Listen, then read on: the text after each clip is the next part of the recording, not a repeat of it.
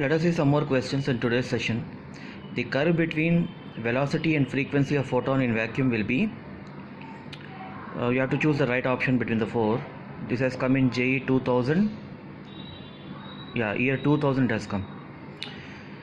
Now here you need to understand one concept, that the frequency and velocity aren't interrelated. Okay, so the graph will be a straight line. Alright, the frequency and velocity of the photons aren't interrelated. Okay, so option A is the right answer.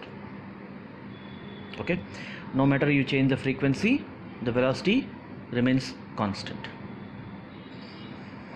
Let us move to the next one. A metal surface is illuminated by light of two different wavelengths, 248 nanometer and 310 nanometer. The maximum speed of the photoelectrons corresponding to these wavelengths are mu1 and mu2, V1 and V2, sorry. If the ratios of V1 and V2 is 2:1 and Hc is equal to 1240 eV nanometer, the work function of the metal is. This has come in advanced 2014. Now we know the equation Kmax is equal to Hc by lambda minus 5, and Kmax is half mv square, and we have to take care of the units. So Hc by lambda we can write it as 1240 by 248, because you see the metal surface is same, so the work function will remain same. Okay, two different wavelengths, you get one equation 1240 by 248, and for the second velocity you get 1240 by 310. So equation 1 and equation 2 are there. You have to solve these two equations, and basically what you have to find out is the work function you have to find out. So u1 by u2 is given as 2:1. Okay, so dividing 1 by 2, you get that u1 by u2 is 4, 2 square, 5 minus 5, 5 minus 5 divided by 4 minus 5. You can use component or dividend also, you can cross multiply. If you do that, you get the value of 5 as 11 by 3, and this value is in electron volts. 3.7 electron volts is what you will get. Option A is correct answer. Even though it is an advanced question, you see how easy it is, isn't it? You have to just frame the equations and solve it. Let us move to the next one. Planck's constant h, speed of light c, and gravitation constant g are used to form a unit of length L and a unit of mass m. Then the correct option is. Now this is a type of question. Now this is also advanced question only. It has appeared in 2015. Now here multiple options can be correct. So the way we do it is, we have to write the dimensions of each physical parameter. H, which is a Planck constant. Basically you can remember the units also. The Planck's constant unit is joule meter. So its dimensions are ml power 2 t power minus 1. The square bracket indicates the writing the dimensional formula. C is speed of light, meter per second, and gravitational constant.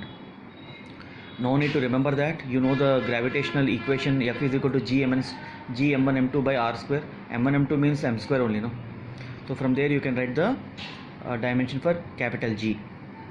So we have to use the homogeneity condition, which we have done in units and measurements. Okay, so the left hand side dimensions must be equal to the right hand side dimensions, and individually they should match.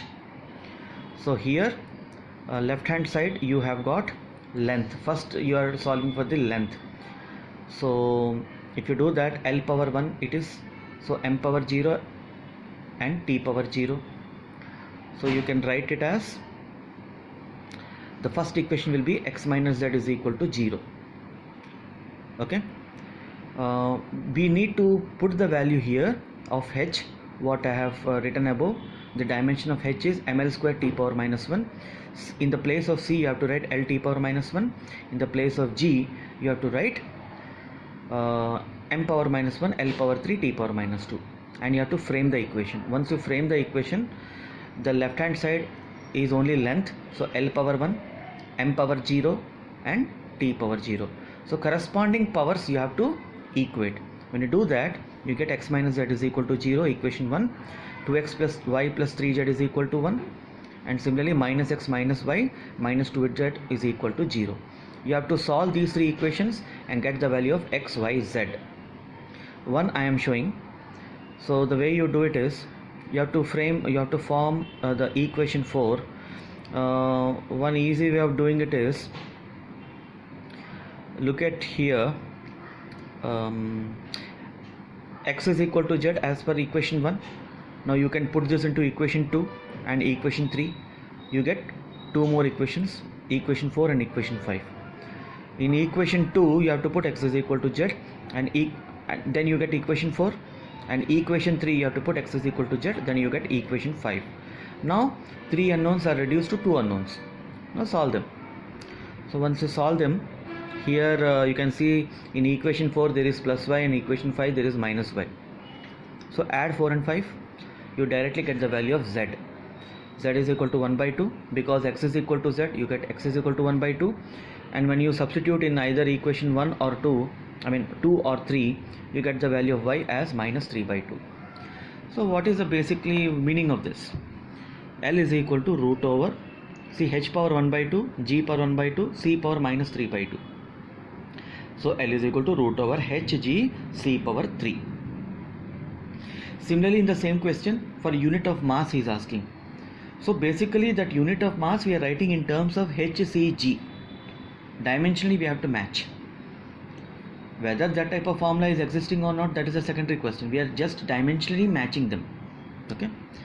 So you have to follow the same procedure like I have done for the length. Then you get the value of x as 1 by 2, y as 1 by 2, and z as minus 1 by 2. It means that m is equal to root over hc by g. Now look at the options. The first option says m proportional to root c. Is it true? It is true. Then m is proportional to root g. Actually m is proportional to 1 upon root g. So this is wrong. L is proportional to h, and L is proportional to root g. Yeah, both are in the numerator, so both C and D are correct. So option A, C, D are correct. B is wrong. Okay.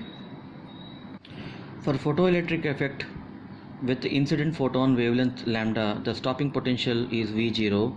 Identify the correct variations for lambda and 1 by lambda.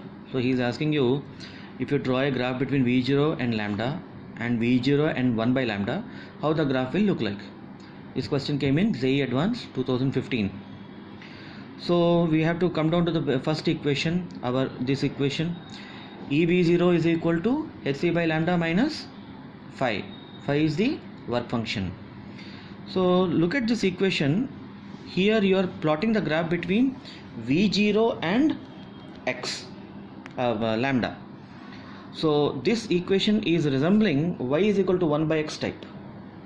Y is equal to 1 by x type, it is resembling. Okay. So what is y is equal to 1 by x type of graph? It is hyperbola. So look at option A and B. Option B is wrong, option A is correct. Okay. Now you have to plot the graph between V0 and 1 by lambda. So if you look at the same equation V0 and 1 by lambda, now 1 by lambda is a variable. Okay, so it represents y is equal to mx plus c. See, x means a variable, y means a variable. Here what is the variable? Variable is 1 by lambda. So this when you plot the graph between V0 and 1 by lambda, it represents a straight line. So when you look at option C and D, D is showing a curvature, whereas C is showing a straight line. So option A and C are the right answers. Let us move to the next one. An electron is an excited state Li2 plus ion, has angular momentum 3h by 2 pi. The de Broglie wavelength of the electron in this state is p by pi a. P is the momentum and a is where a is the Bohr's radius. The value of p is, this is advanced question in 2015. So first you need this Bohr's postulate that this angular momentum is a constant in a particular orbit. MVR is equal to NH by 2 pi. So these type of questions you should do by comparison. Okay. In the question it is given as 3h by 2 pi. That means n is equal to 3. So which orbit we are talking about? We are talking about the third orbit. Now momentum P is equal to mv is equal to 3h by 2 pi r. I don't know, it is 3h by 2 pi. If you want the we are taking r on the other side, okay, then momentum is what, mv, no? So you have to take r on the other side, it will become 3h by 2 pi r. Now this radius of the nth shell is r is equal to n square by z into a0. A0 is the Bohr's radius, so you can substitute the value over there. In p is equal to 3h by 2 pi r is equal to how much, 3a0, n is 3 and z is 3. So once you do that, de Broglie's wavelength definition is lambda is equal to h by p. mv value we have calculated, simply substitute there, you get lambda is equal to 2 pi r by 3. R is equal to how much, 3a0, no?